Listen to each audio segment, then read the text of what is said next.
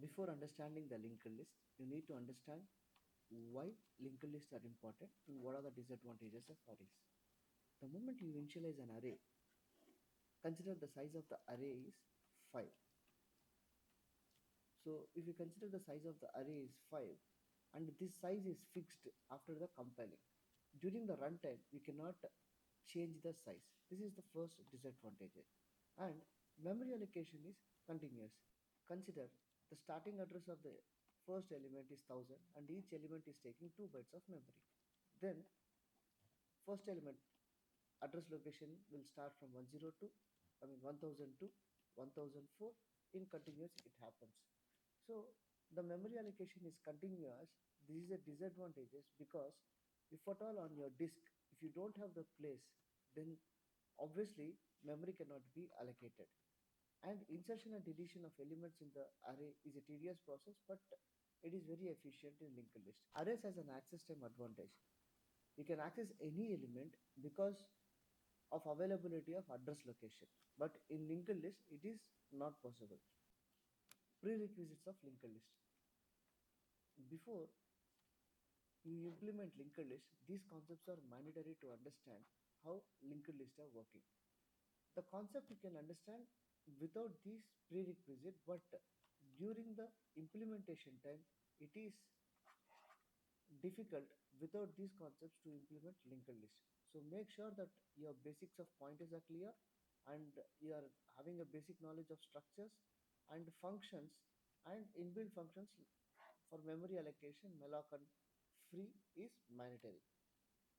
Linked list, as I mentioned, linked list has an advantage over the arrays. Let us see one small array that stores four elements: 1, 2, 3, 4. If these elements are stored with the indexing 0, 1, 2, 3, how the same elements will be stored using linked list? Linked list is a data structure that consists of sequence of elements called nodes. So what is a node? If, if the element 1 has to be stored using linked list, first initially we create a node. This node has two parts. One is information and the one is next. One will be stored here and next will have the address of next node. So what is the next node? Next node contains the element 2. So 2 is the information and next. Next contains the information of or the address of next node. So the next node will be 3. So this is the info, this is the next. Next contains the information about the new node that you create. So that is 4. And last node will be indicated with null. So this indicates null. Then how do you access the first node? So first node will have an address. That address will be stored in a separate pointer variable first. That indicates the address of first node. And there will be a variable last that stores the address of last node to access the last node of the linked list. Let us see what happens in the arrays. In arrays, consider you have initialized an array with the size 1000. What if you store only 10 elements? What about the rest? The rest of the space is wasted. What if you initialized an array with the size 10 but you require another 900 places?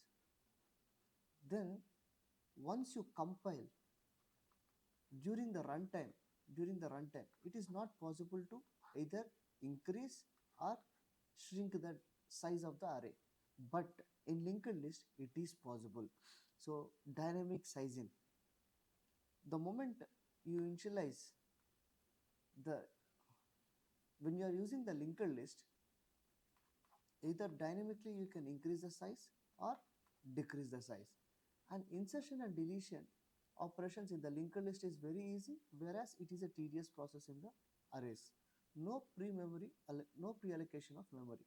In arrays, we decide what has to be the size, either it is 1000 or 10. But whereas in linked list, we never decided what is the size. Automatically, it happens as per the requirement of the user. All this leads to no wastage of memory happens using linked list.